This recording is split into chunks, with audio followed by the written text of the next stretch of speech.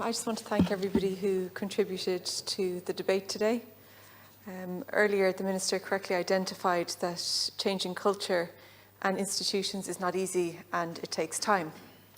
Obviously, we know that, and that is why it's so frustrating that the relatively easy first steps, like updating and introducing regulations, simply have not been done. If the government isn't willing to do the easy stuff, how on earth can we have any confidence that it will tackle the bigger issues? I want to say that I'm glad the government isn't opposing the motion, but we know that that's completely meaningless when there's no commitment to urgently look at regulations in terms of taxis, dentists, counselling services, landlords demanding sex in lieu of rent. The list goes on. I want to ask again about taxi regulations because I wasn't clear what the Minister was committing to. Is she saying there is a review of taxi regulations in their entirety or not? Because yesterday the Taoiseach indicated that there would be. I understand the Minister has said the frequency of Garda vetting is under review. I do welcome that because as it stands it appears that this is something that only takes place every 5 years. When a driver receives a conviction, it's up to them to notify Gardaí when there is clearly very little incentive for them to do that. So it's important that this is reviewed as quickly as possible. But we need a broader review to ensure the offences that lead to disqualification of taxi licences are comprehensive and up to date, and to examine the issue of suspension of licences in those cases where a licence holder has been charged with a serious crime. And on the Minister's response in relation to the Defence Forces, I have to say this government just has a habit of talking in riddles.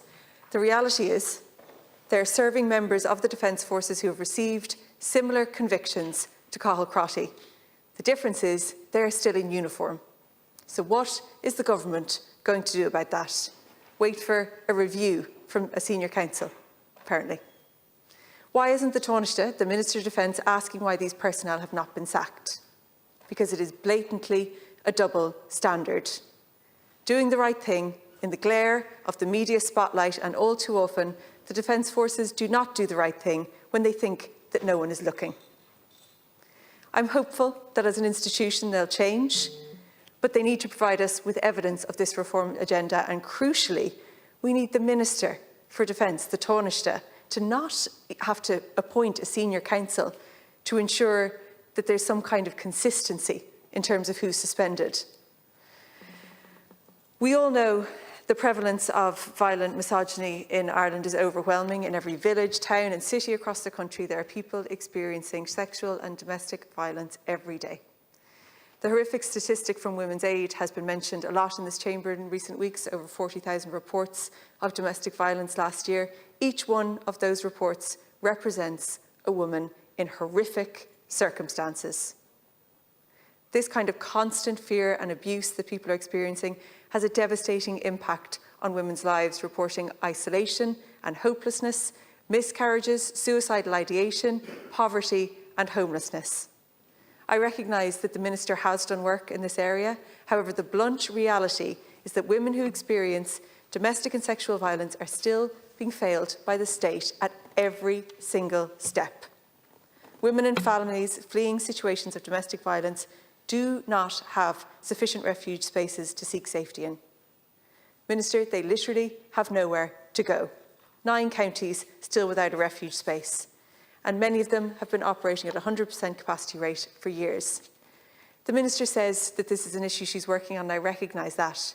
But if this was really being treated as an emergency by all of government, those spaces would be available now.